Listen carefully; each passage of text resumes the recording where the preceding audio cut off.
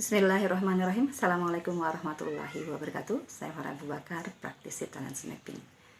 Kali ini akan membahas sebuah hasil talent mapping assessment yang dilakukan oleh seorang klien beberapa waktu lalu. Katakanlah ia bernama Ami.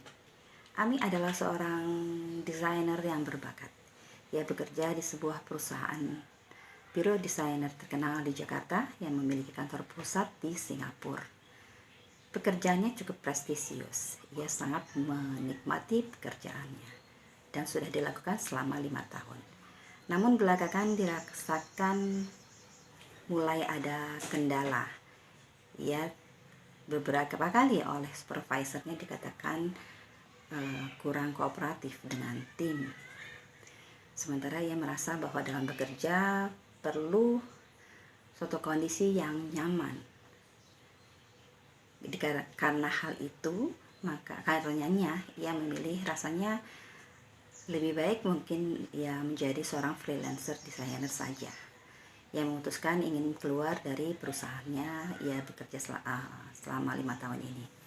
Namun keinginannya tersebut kurang disetujui oleh pihak keluarga. Baginya prestisi apa yang dia lakukan saat ini adalah suatu hal yang prestisius, dan jika keluar ini sangat disayangkan. Sementara di satu sisi Ami merasa bahwa kondisi kesehatannya mulai menurun dikarenakan kondisi yang kurang kondusif dalam pekerjaannya di kantor. Untuk memberi masukan bagaimana mungkin apa yang harus diambil keputusan dari oleh Kak Ami, mari kita bahas hasil talent mapping dari Kak Ami tersebut. Mari kita lihat di bakat urutan 14 bakat pertama. Di bakat pertama adalah komen. Komen adalah bakat di mana ia adalah seorang pribadi yang tegas, lugas, dapat mengambil alih kendali. Terkadang ia bisa siap berkonfrontasi. Keinginannya dorongan kuat untuk menjadi leader. Kemudian bakat kedua adalah learner. Jadi pribadi yang suka belajar. Dia sangat suka memproses belajar. Apa hal-hal yang baru itu adalah menjadi suatu sarana belajar baginya. Proses belajarnya itu adalah sesuatu yang sangat dinikmati.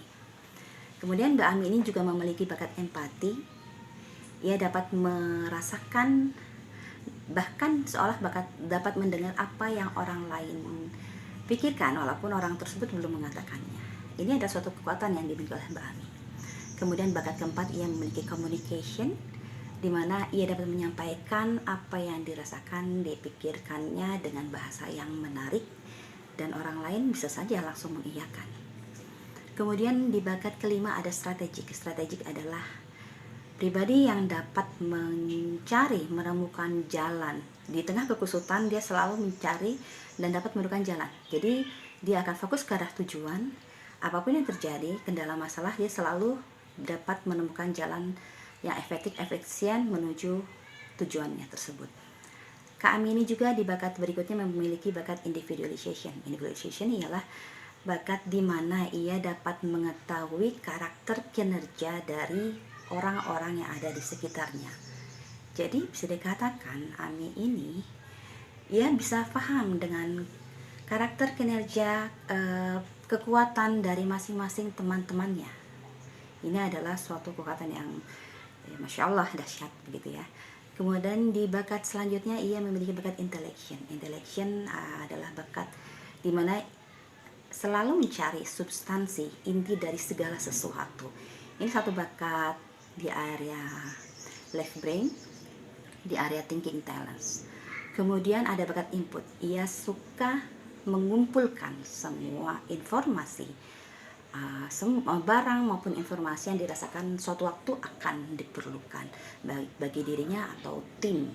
Entah kapan itu, dia merasa bahwa itu suatu hal yang berharga. Kemudian bakat selanjutnya adalah ideation. Apa ide-ide yang baru, ide-ide yang brilian selalu muncul dalam kepala kami. Jadi baginya ide itu seolah sudah ada melekat pada dirinya. Jadi kemudahan untuk hal-hal baru itu sering muncul dalam kami. Kemudian bakat futuristik yang ujung-ujungnya nanti akan membentuk suatu peran visionary, jadi orang yang memiliki pandangan jauh ke depan. Baginya segala sesuatu itu akan jadi pikirannya itu terkadang melebihi batas cakrawala. Jadi bahkan suatu saat kelak akan ada hal yang baru, hal yang menarik gitu. Gambaran itu begitu jelas. Kemudian ada self assurance. Self assurance itu adalah suatu keyakinan dari dalam dirinya bahwa segala sesuatu akan jelas, sesuatu itu akan di kala yang lain tidak yakin, dia begitu yakin. Lalu selanjutnya ada bakat konteks. Jadi dia begitu menghargai apa yang ada di belakang. Apa yang terjadi saat ini adalah kita bisa ditarik ambil benang merahnya dari hal yang terjadi di masa lalu.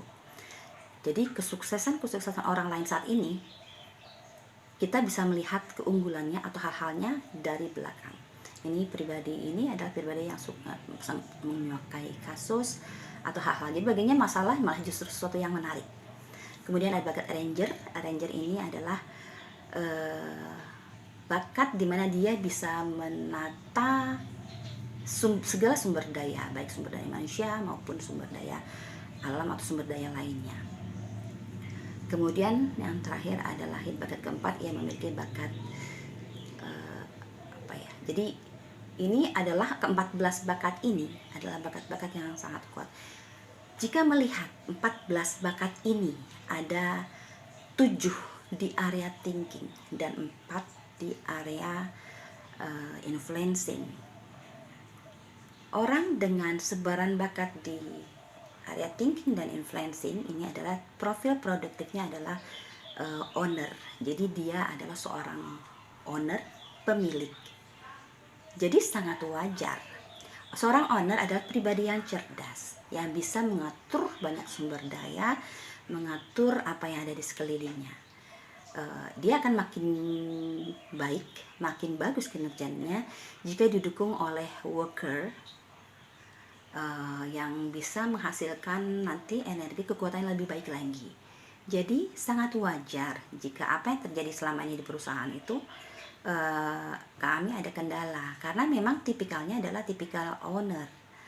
Jadi akan sulit baginya ketika dia ada di bagian karyawan. Jadi seorang owner adalah pengambil keputusan.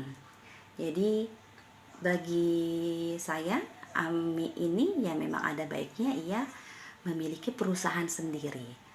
Lalu jika kita melihat ya di bakat yang lemahnya Kak Ami ini, ada bakat belief yang ini mungkin dibutuhkan oleh orang-orang di mana ketika perusahaannya kami ini berjalan, lalu ada job gitu ya.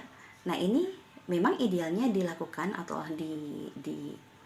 dihadapi oleh orang-orang yang memiliki bakat belief, bakat caretaker gitu ya, bakat server. Nah ini walaupun Kak Ami tidak memiliki itu, tapi dia bisa dengan bakat individuation-nya, dengan bakat empatinya, kemudian dan arrangernya, dia nanti bisa meng-hire karyawan yang memiliki kemampuan kekuatan di bagian dengan bakat belief tersebut.